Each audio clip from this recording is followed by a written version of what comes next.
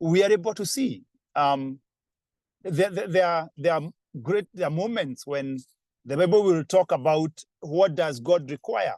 What he requires from this man and this woman is to raise for him a godly offspring, And because God has called each and every individual with a purpose for themselves, then when he brings two individuals together, then the ultimate goal must be the fulfillment of the purpose for which each of those individuals have been given by God. And that is why I always say that before you go look for who to marry, before you go think about the place to start is really being able to identify what is your purpose. Before you discover your purpose, don't go tagging to someone else and then mess up their own purpose. That's what I would say.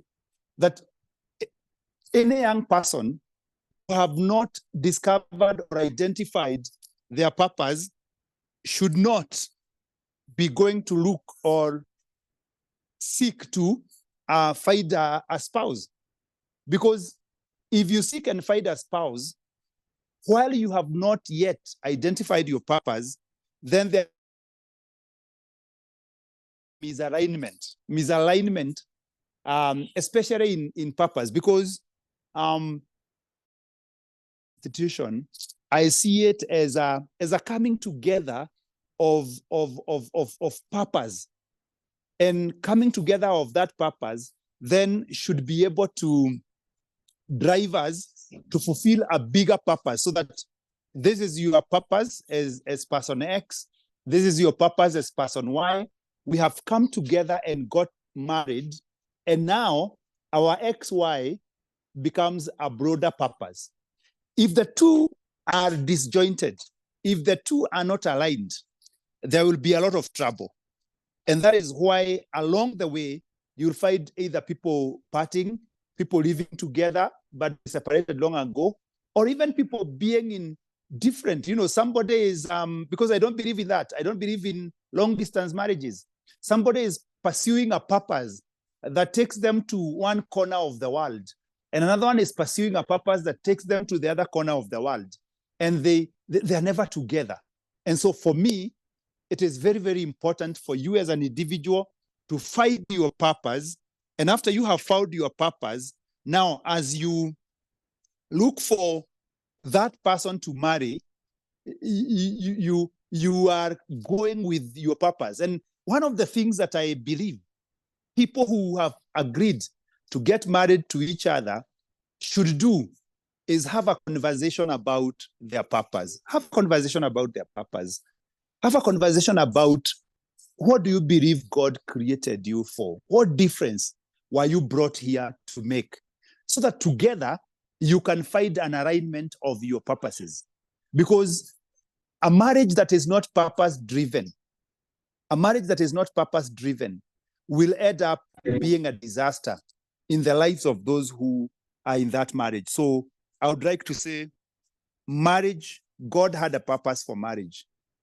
Marriage is an institution that, just like God and his relationship with his people is for a purpose, then marriage too has a purpose. Both the general purpose and the scriptures are clear on that. And I want to challenge you.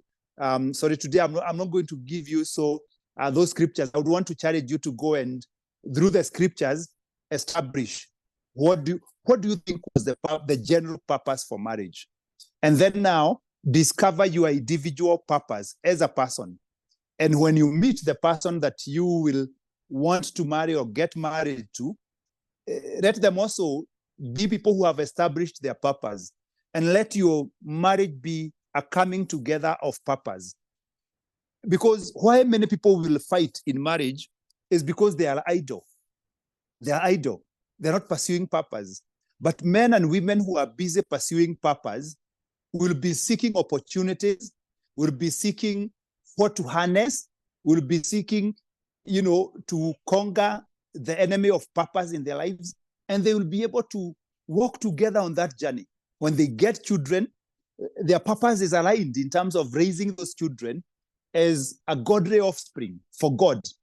When they are out there and they know that their marriage mirrors the image of Christ and the church, they'll be so determined to mirror that image of Christ and the church that they will not have room for idleness and idle things.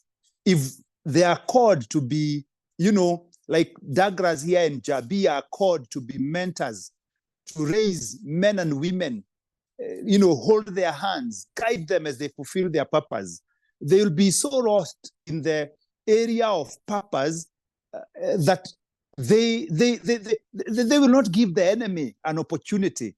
And what you'll find is that your purpose will be fought. I must say that. And if you have identified your purpose, many of your battles, even when you're in courtship, will be emanating from that area of purpose.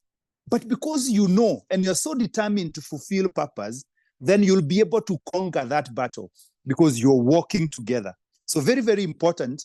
A purposeless marriage, I must say, without fear of sounding bad, is a useless marriage, a purposeless marriage.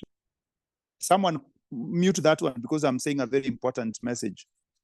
A purposeless marriage, a marriage where there is no defined purpose. Why are we here? What difference are we making for the kingdom of God? Yes, we are coming together. Are we just coming together to birth children and raise children? Are we just coming